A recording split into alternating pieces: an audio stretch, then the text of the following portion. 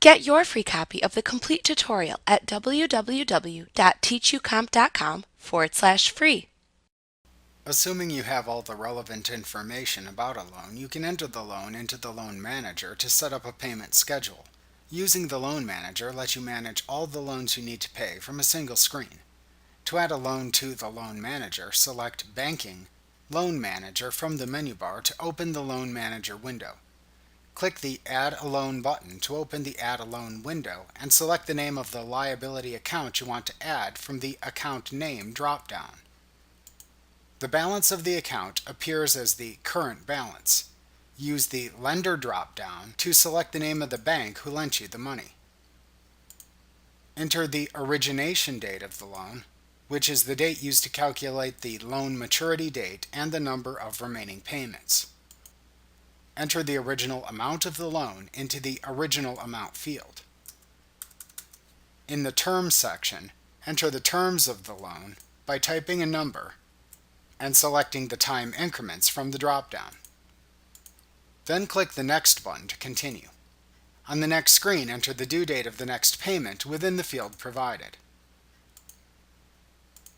In the Payment Amount field, enter the total amount of the loan payment. Enter the next payment number if desired.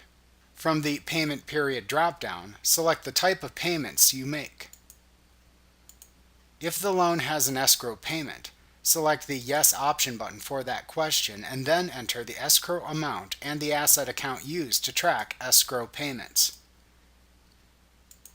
You can also leave a check in the Alert Me 10 days before a payment is due checkbox to have that feature applied. Then click the Next button to continue. On the next screen, enter the interest rate as a percentage into the Interest Rate text box. From the Compounding Period drop-down, select the type of compounding used for the loan, monthly or exact days. If you select exact days, then select whether the lender is using a 360 or 365-day year for their calculations from the Compute Period drop-down. Select the bank account from which you make the payments from the Payment Account drop-down. Use the Interest Expense Account drop-down to select the expense account you use to track loan interest payments. Use the Fees/Charges Expense Account drop-down to select the expense account used to record the amounts assessed for late payments and other penalties. When finished, click the Finish button. The loan will be added into the loan list in the Loan Manager window. You can click it to select it and then click the three tabs below it to view the summary of the loan, the payment schedule, or the contact info for the lender. To set up a payment for a loan listed in the loan list, select the loan in the list and then click the Set Up Payment button to open the Set Up Payment dialog box. Use the This Payment Is drop-down to select either a regular payment or an extra payment. Double-check the payment information to ensure the amounts listed are correct. Use the drop-down in the Payment Method section to select the method of payment to use.